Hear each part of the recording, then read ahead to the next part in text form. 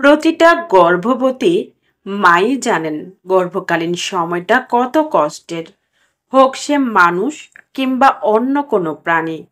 চোখের সামনে গর্ভবতী কিংবা বাচ্চা দেয়া কোনো কুকুর দেখলে হাতে সময় থাকলে অবশ্যই একটা রুটি, কেক অথবা বিস্কিট খাইয়ে যাবেন। শহর জুড়ে মেয়ে কুকুরগুলো এখন গর্ভবতী কিংবা বাচ্চা দিয়ে যাচ্ছে। প্রতিটি কুকুরকে খাবারের জন্য প্রতিনিয়ত অন্য কুকুরদের সাথে প্রতিযোগিতা করতে হয়।